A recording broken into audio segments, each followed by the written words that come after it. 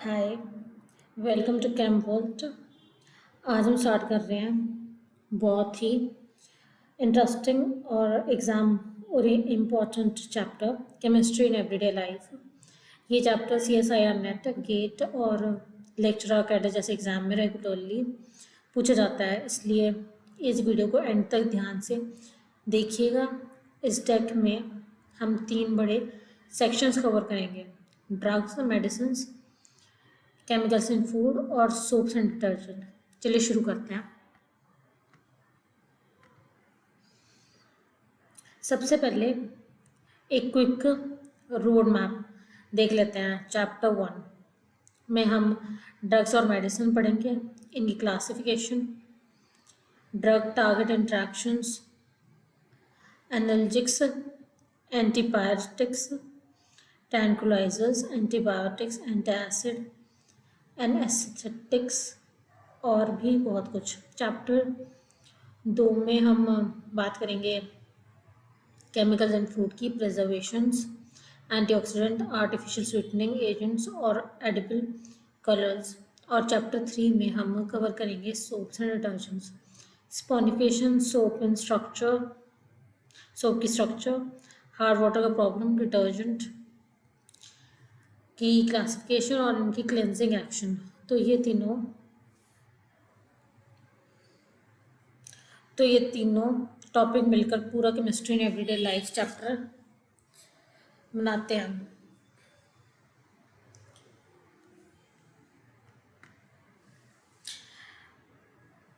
चलिए शुरू करते हैं चैप्टर 1 से। Drugs and medicine. Simple definition याद रखिए। ड्रग वो केमिकल सब्सटेंस है जो डायग्नोसिस, प्रिवेंशन, रिलीफ या क्योर ऑफ डिजीज के लिए यूज होता है। अब देखते हैं ड्रग्स और मेडिसिन में एग्जैक्ट डिफरेंस है क्या। ड्रग्स होता है कि एक केमिकल सब्सटेंस जो डिजीज़ के डायग्नोस, प्रिवेंशन, रिलीफ या क्योर के लिए यूज़ होता है। अगर वही ड्रग अपना थेरापेटिक या पॉजिटिव इफेक्ट देता है तो उसे हम मेडिसिन कहते हैं, लेकिन अगर उसी ड्रग का नेगेटिव या साइड इफ़ेक्ट हो जाए तो वही सब्सटेंस पैसा पॉइजन बन जाती है। तो वही सब्सटेंस पॉइजन बन जाती है। यानी एक ड्रग सही अमाउंट में ज़्यादा में लिया जाए तो थेरेपेटिक इफेक्ट देता है, लेकिन एक्सेस अमाउंट में वही पॉइजन की तरह एक्ट कर सकता है। ये एग्ज़ाम के लिए बहुत इंपॉर्टेंट पॉइंट है। अब बात करते हैं कीमोथेरेपी की। ये टर्म यूज़ होती है जब केमिकल्स का यूज़ डिजीज़ की ट्रीटमेंट के लिए होता है, चाहे वो ऑर्डिनरी मेडिसिन हो या कैंसर और इन्फेक्शन का targeted treatment. Interesting fact, word drug आया है फ्रेंच वर्ड ड्रोग्यू से, जिसका मतलब होता है ड्राई हर्ब, क्योंकि पुराने ज़माने में ड्रग्स ड्राइड प्लांट्स या हर्बल मटेरियल से बनाए जाते थे। अब देखते हैं ड्रग्स को क्लासिफाई किया जाता है, कैसे किया जाता है। इस चैप्टर में 4 बेसिस दिए गए हैं। Number 1, on the basis of pharmacological effect. ये बताता है कि ड्रग बायोलॉजिकल सिस्टम में क्या इफेक्ट देता है, जैसे एनाल्जेसिक्स पेन रिलीव करते हैं और एंटीपायरेटिक फीवर कम करते हैं। डॉक्टर के लिए सबसे यूज़फुल क्लासिफिकेशन होती है number 2, on the basis of drug action. ये मोलिकुलर लेवल पे मैकेनिज्म ऑफ एक्शन पे बेस्ड है, यानी ड्रग अपना इफेक्ट पर्टिकुलरली टारगेट पे कैसे प्रोडक्ट प्रोड्यूस करता है। Number 3, on the basis of chemical structures. Structurally similar drug usually similar pharmacological activity दिखाते हैं, जैसे सारे सल्फोनामाइड्स एक कॉमन स्ट्रक्चरल फीचर शेयर करते हैं। और number 4, on the basis of molecular target. ये स्पेसिफिक बायोमोलिक्यूल पे बेस्ड है जिस पे ड्रग बाइंड करता है, जैसे एंजाइम, रिसेप्टर्स या न्यूक्लिक एसिड्स। एक इम्पॉर्टेंट पॉइंट याद रखिए, ड्रग्स इंटरेक्ट करते हैं बायोमोलिक्यूल जैसे कार्बोहाइड्रेट्स, फैट्स, लिपिड्स, प्रोटीन्स और न्यूक्लिक एसिड के साथ। जो स्पेसिफिक साइट ड्रग अटैक या बाइंड करता है उसे हम रिसेप्टर कहते हैं।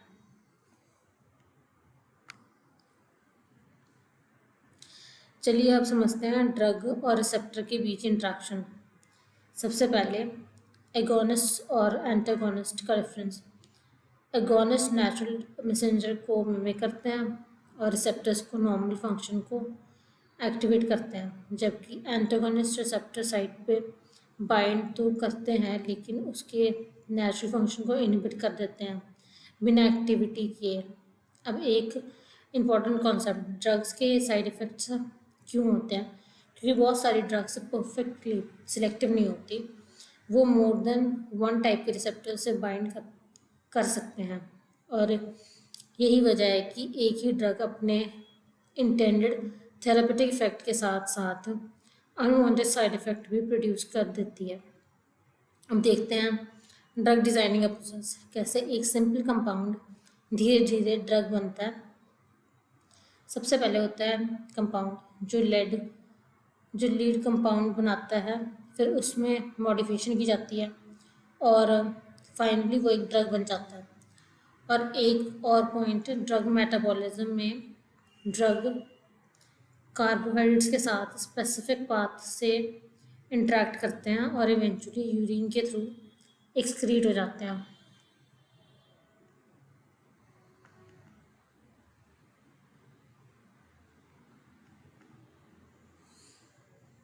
फिर अब बात करते हैं एनाल्जेसिक्स की, जिन्हें हम पेन किलर्स भी कहते हैं। ये पेन रिलीव करते हैं बिना अनकॉन्शियसनेस, स्लीपीनेस या पैरालिसिस कॉज किए। ये दो टाइप में क्लासीफाई होते हैं। पहला नॉन नार्कोटिक एनाल्जेसिक्स, ये एडिक्शन कॉज नहीं करते और commonly over the counter available होते हैं। एग्जाम्पल्स हैं एस्पिरिन, पैरासीटामोल, इब्यूप्रोफेन, डिक्लोफिनेक और नेप्रोक्सेन। इंपॉर्टेंट क्वेश्चन याद रखिए, इन्हें एम्प्टी स्टमक पे नहीं लेना चाहिए क्योंकि ओवर डोसेज से लीवर डैमेज या स्टमक ब्लीडिंग हो सकती है। दूसरा टाइप है नार्कोटिक एनाल्जेसिक्स, ये हायर डोसेज पे स्लीपीनेस और अनकॉन्शियसनेस कॉज करता है और स्ट्रॉन्गली एडिक्टिव होते हैं।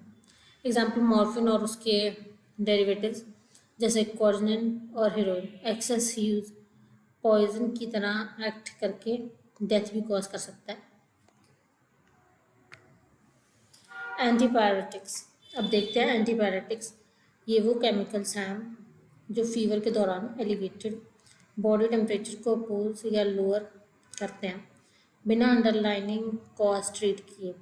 तीन मेन एग्जाम्पल्स याद रखिए। नंबर 1 एस्प्रिन, जो है एसिटाइल सैलिसिलिक एसिड, ये एनाल्जेसिक्स और एंटी इन्फ्लेमेटरी भी है, और स्टमक या लीवर में H2O और H पॉजिटिव के साथ हाइड्रोलाइज होकर सैलिसिलिक एसिड बनाता है। नंबर 2 पैरासीटामोल, जो है एन एसिटाइल पैरा अमीनोफिनोल, ये एंटीपायरेटिक और एनाल्जेसिक्स दोनों हैं और एस्प्रिन से ज़्यादा जेंटल होता है स्टमक पे। नंबर 3 फिनेसिटिन, एक अर्ली एंटीपायरेटिक जो नॉन नार्कोटिक क्लास में एस्प्रिन और पैरासीटामोल के साथ आता है। अब एक की एग्जाम फैक्ट ध्यान से ही सुनिए।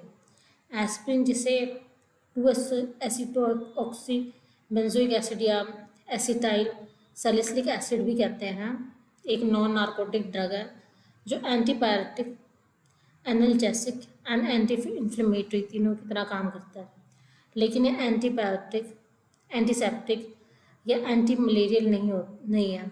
ये ट्रैप एग्जाम्स में बहुत आता है, इसलिए इसे अच्छे से याद कर लीजिए। अब देखते हैं तीन important classes, tranquillisers, hypnotics and antidepressant. Tranquillisers mental stress और एंजाइटी को रिलीव करते हैं। ये stress mild to severe mental disease की ट्रीटमेंट में यूज़ होते हैं और ये न्यूरोलॉजिकली एक्टिव साइकोथेरेपेटिक ड्रग है। एग्जाम्पल्स हैं इक्विनल, ल्यूमिनल, अमाइटल और क्लोरोडायाजीऑक्साइड। अब हिप्नोटिस या सिडेटिव की बात करते हैं। सिडेटिव नर्वस सिस्टम की एक्टिविटी को सप्रेस करते हैं और हाई डोज में स्लीप इंड्यूस कर सकते हैं। हिप्नोटिक्स नर्व सेंटर्स पे एक्ट करते हैं और स्लीपिंग पिल्स की तरह बिहेव करते हैं, लेकिन लोअर डोसेज पे ज़रूरी नहीं कि नींद प्रोड्यूस करें। एग्जाम्पल है बारबिटूरिक एसिड और उसके डेरिवेटिव्स जिन्हें बारबिटूरेट्स कहते हैं। और एंटी डिप्रेसेंट की बात करें तो ये पर्सन में वेलबींग और कॉन्फिडेंस का फीलिंग प्रोड्यूस करते हैं, इसलिए इन्हें कभी कभी मूड बूस्टर्स ड्रग भी कहा जाता है। एग्जाम्पल्स हैं इप्रोनियाजिड, फिनाल्जिन और इक्वेनिल। एक इंटरेस्टिंग नोट, अल्कोहल को भी ट्रैंकुलाइजर की कैटेगरी में रखा जाता है क्योंकि ये मेंटल स्ट्रेस और एंजाइटी को रिड्यूस करता है।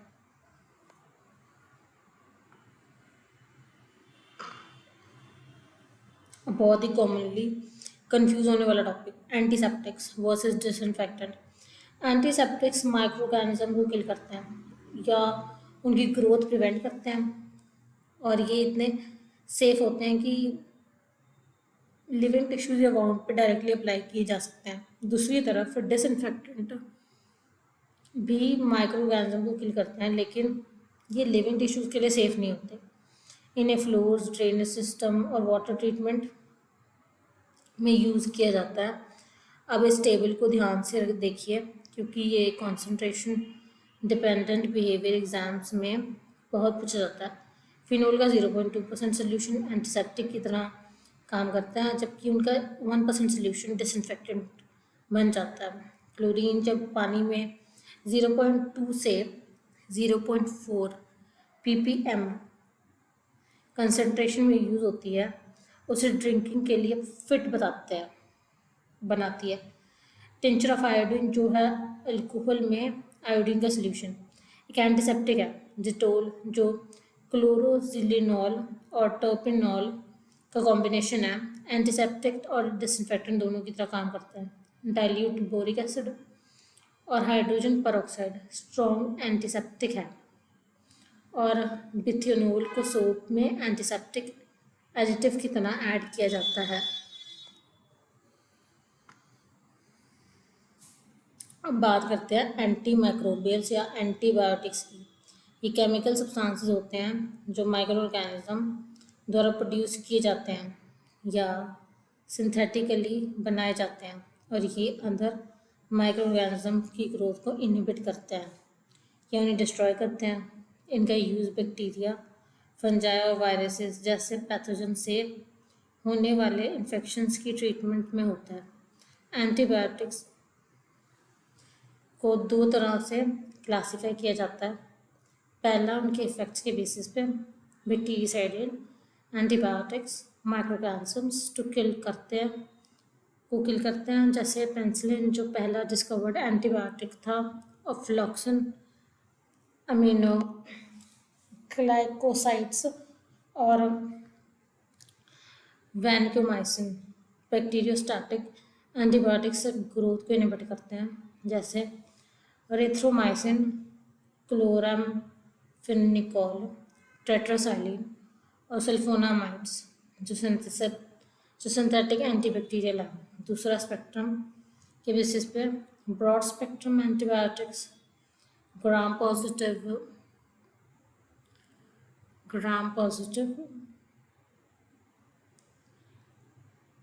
और ग्राम नेगेटिव दोनों टाइप से के बैक्टीरिया के वाइड रेंज को किल कर या डिस्ट्रॉय करते हैं, जैसे क्लोरामनिफिकोनॉल, एम्पिसिलिन और अमोक्सिसिलिन। नैरो स्पेक्ट्रम एंटीबायोटिक सिर्फ कम नंबर ऑफ ग्राम पॉजिटिव ये ग्राम नेगेटिव बैक्टीरिया पे इफेक्टिव होते हैं, और लिमिटेड स्पेक्ट्रम एंटीबायोटिक सिर्फ एक ही टाइप की बैक्टीरिया को किल करते हैं, यानी एक ही डिजीज़ पे काम करते हैं, जैसे पेनिसिलिन, जी एमोक्सिलिन और नियोप्सिन।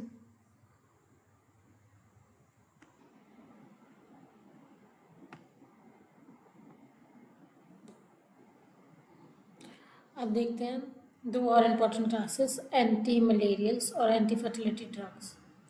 एंटी मलेरियल्स मलेरिया के ट्रीटमेंट के लिए यूज़ होते हैं। एग्जाम्पल्स याद रखिए, क्विनिन, क्लोरोक्विनिन, पैराक्विनिन और प्रीमाक्विन। एक हिस्टोरिकल फैक्ट भी ध्यान में रखिए, सेल्वर्सन जो एक आर्सेनिक कंटेनिंग मेडिसिन है हिस्टोरिकली साइफिल्स के ट्रीटमेंट के लिए यूज़ होती थी। अब एंटी फर्टिलिटी ड्रग की बात करते हैं।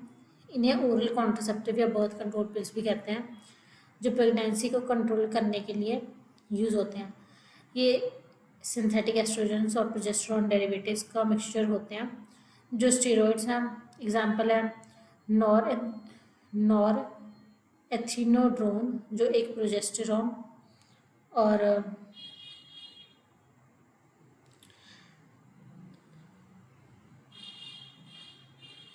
ये जो एक प्रोजेस्टेरॉन डेरिवेटिव है, और नोवेस्ट्रॉल और ऑर्मिलोक्सिफाइन जिसे सहेली के नाम से भी जाना जाता है।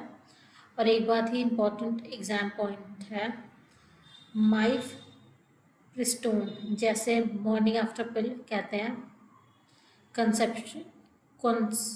कंसेप्शन के तुरंत बाद प्रेगनेंसी को टर्मिनेट करने के लिए यूज़ होती है। इसे ऑर्मिलोक्सिफाइन के साथ कंफ्यूज मत कीजिएगा।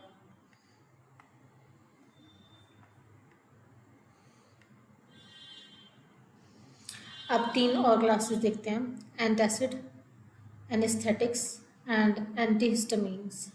एंटासिड बेसिक सब्सटेंस होते हैं जो गैस्ट्रिक जूसेस में एक्सेस एसिड को न्यूट्रलाइज करते हैं और एसिड इंडाइजेशन, एसिडिटी और हार्टबर्न से रिलीफ देते हैं।